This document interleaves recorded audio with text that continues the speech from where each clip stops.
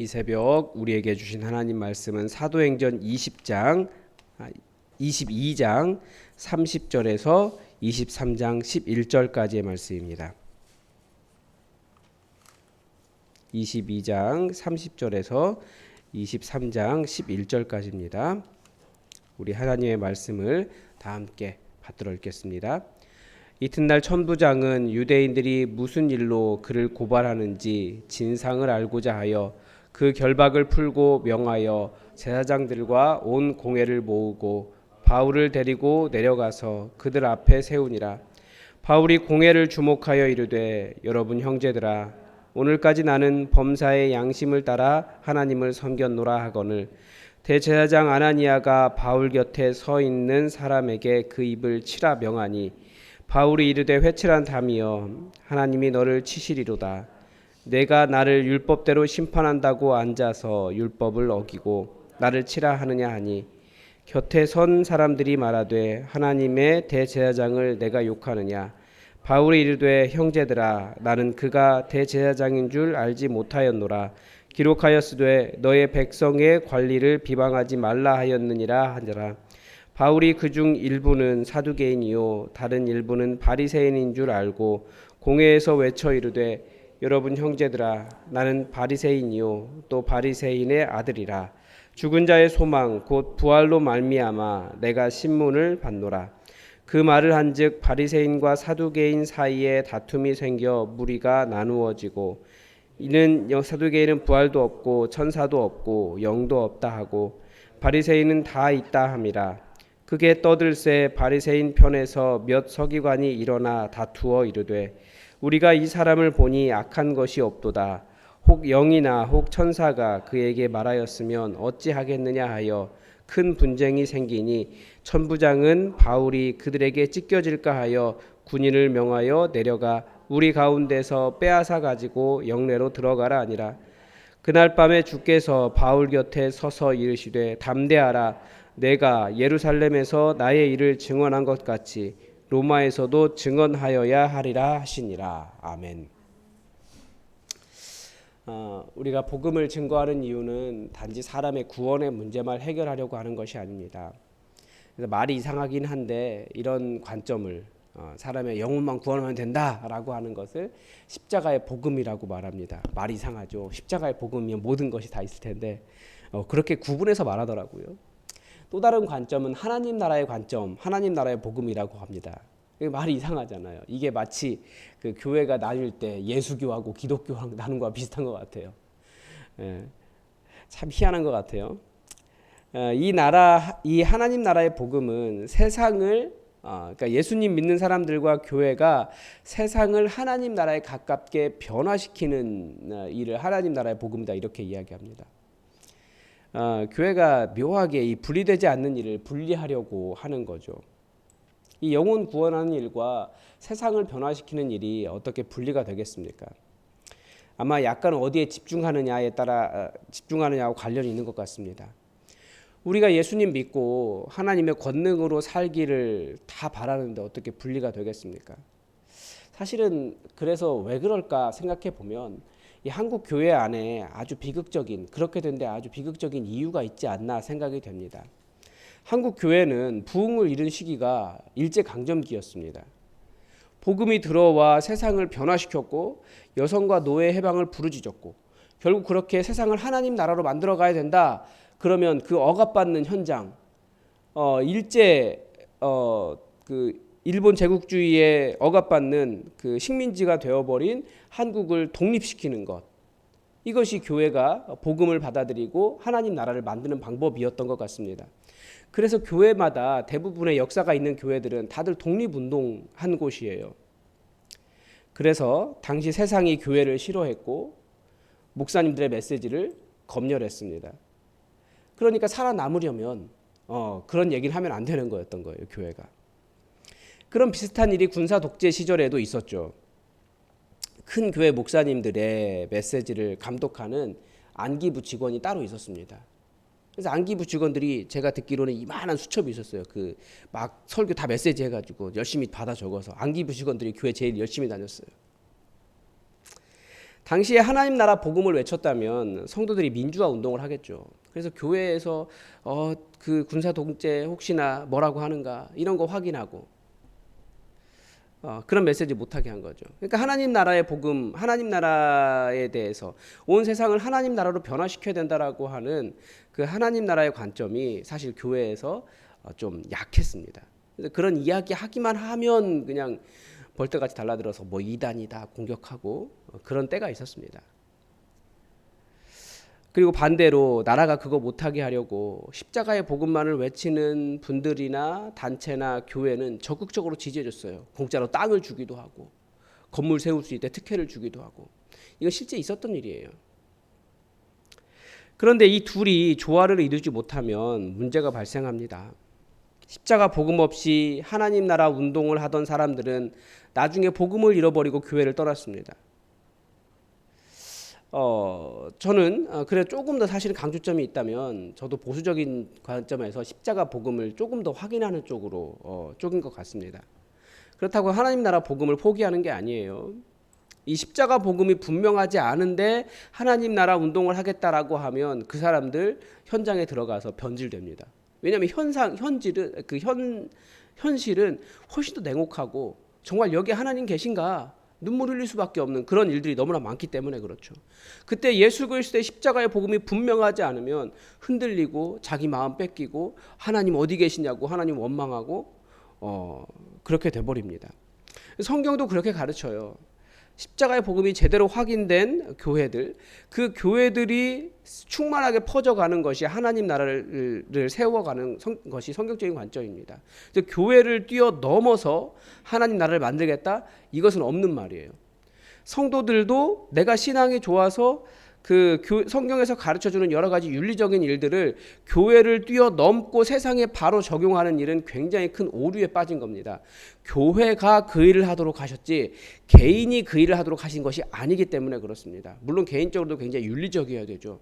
성경적인 원리들을 바로 세상에 적용하는 것이 아니라 첫 번째는 교회고 그 교회가 그 일을 하도록 하는 것이 성경적인 원리입니다.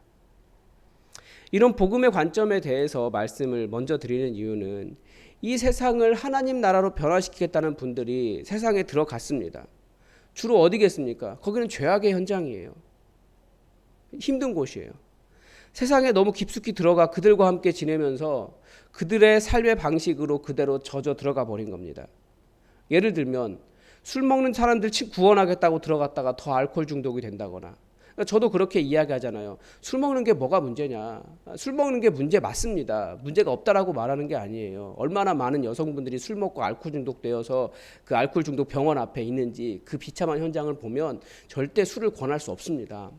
뭐 남자 여자뿐만 다 마찬가지죠. 그렇지만 술에 대해서 관대하게 열어놓는 이유는 복음 전하기 위해서 그래요. 제가 그렇다고 술을 마시냐? 그렇지 않습니다. 저는 술을 마시지 않습니다. 오히려 사역하겠다고 들어가서 그 사역의 현장에 더 젖어가지고 더 죄악을 저지르는 그런 사역자들이 가끔 있습니다.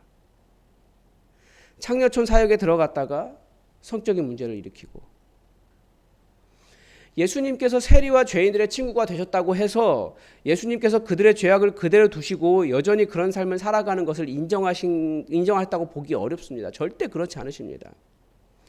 예수님은 하나님을 떠난 사람들이 자신이 살아온 죄악된 삶을 버리고 거룩한 삶으로 하나님의 자녀의 거룩함을 이루도록 부르신 분이십니다.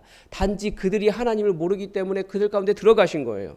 그러니까 예수님은 죄 가운데 들어가셨지만 죄가 없으신 분이셨습니다. 우리가 이것을 구분하지 못하면 복음에서 오해하게 되죠. 그래서 우리는 과거에 믿기 전의 모습을 다 버리고 예수님을 따라가는 그런 사람들입니다. 그래서 이 거룩을 성화라고 부릅니다. 하나님은 우리를 죄악에서 건져내셔서 이 성화, 거룩을 이루기를 바라셨습니다. 성령님께서 우리 가운데 오셔서 하시는 아주 중요한 일이 뭐 방언을 하고 능력을 행하고 권능을 보여주고 이것보다도 더 중요한 일이 우리의 거룩을 이루시는 일입니다. 성령이 하시는 일은 우리의 거룩, 성화를 이루시는 일이에요. 그래서 성령 충만할수록 시간이 지나면 점점 거룩해집니다. 성령을 따라가니까. 하나님은 우리가 거룩해지기를 바라셨습니다. 그래서 우리가 복음을 전하러 세상에 들어가지만 세상에 들어갈수록 사람들의 죄악을 볼수록 우리는 더욱더 나 자신의 거룩을 지켜나갈 줄 알아야 한다라는 겁니다. 이 성화의 문제는 사도 바울이 아주 중요하게 여겼어요. 예수님 믿으면 거룩한 삶을 추구하게 되어 있고 성령님 따라가면 성화를 이룬다. 사도 바울의 서신서에서 곳곳에서 이것을 가르쳐주고 있습니다. 모든 사람에게 구원을 주시는 하나님의 은혜가 나타나 우리를 양육하시되 경건하지 않은 것과 이 세상 정욕을 다 버리고 신중함과 의로움과 경건함으로 이 세상에 살고 그런즉 누구든지 그리스도 안에 있으면 새로운 피조물이라 이전 것은 지나갔으니 보라 새 것이 되었도다. 다 성화에 대한 거예요. 예수님도 그 가는 중에 잡힌 여자 마지막에 그렇게 이야기하시잖아요.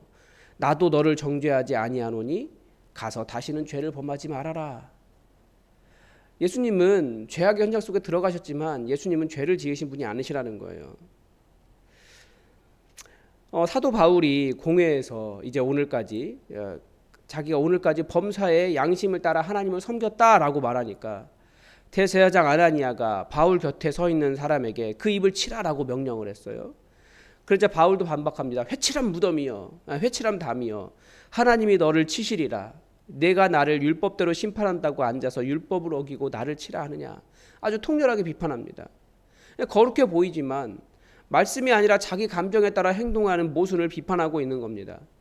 예수님은 유대인의 그 모순을 회칠한 무덤이다라고 말했죠. 겉은 하얗게 보이지만 속에는 거룩이 없는 거예요. 속에는 시체가 썩어가는 냄새가 나는 곳이 그런 무덤이잖아요. 회칠한 무덤. 종교인들의 가식 비판할 때 예수님 사용하신 말입니다. 성령을 따라가지 않으면 입에 아무리 좋은 성경 구절이 들려있고 귀에 아무리 좋은 설교를 들어도 결국 육신의 열매를 맺을 뿐입니다. 그게 회칠한 담이에요. 회칠한 무덤이에요. 육신의 열매가 무엇입니까? 육신의 일은 분명하니 곧 음행과 더러운 것과 호색과 우상숭배와 쥬을 맺는 것과 뭐 이런 것들이라고 했잖아요. 분쟁하는 것과 시기와 분냄과 당짓는 것과. 그러니까 열매가 결국 자신을 증명을 합니다. 지금 이 여름에 잎이 푸르지 않은 나무가 어디 있습니까? 그런데 잎이 푸르다고 모두 먹을 수 있는 좋은 열매를 맺는 것이 아닙니다. 자신의 열매가 자기가 어떤 나무인지를 증명하는 것입니다. 결국 내가 맺고 있는 열매가 내 삶의 일이 뭐 음행과 더러운 것과 호색과 뭐 주술과 원수 맺는 것과 분쟁과 시기와 분냄과 당짓는 것과 이런 것들이라면 자기 육체 따라가는 사람이에요. 그러니까 아무리 입에 좋은 말씀 들려 있어 봐야 그건 전부 다 가식이죠. 회칠한 담이 되는 겁니다. 사도 바울이 복음을 전하기 위해 우상과 음란함과 공중권세 잡은 자의 세상에 들어갔지만 바울은 그 세계 속에서도 흐트러짐 없이 거룩한 삶을 살아왔다는 겁니다. 이것이 복음을 전하는 사람의 자세입니다. 그리스도인은 죄 속에 들어갈수록 더욱 정신 바짝 차리고 말씀을 따르는 삶이 필요합니다. 그렇지 않으면 말로는 진리를 이해해도 본심으로는 우리의 진리가 거짓이라고 말하는 것과 같습니다. 사도 바울이 얼마나 말씀에 순종했는지를 알 수 있는 장면이 나옵니다. 바울이 비난하는 말에 대해 곁에 선 사람이 하나님의 대제사장을 욕하느냐라고 말하자 바울이 나는 그가 대제사장인 줄 알지 못했다. 기록하였으되 너의 백성의 관리를 비방하지 말라 하였다라는 말씀을 인용합니다.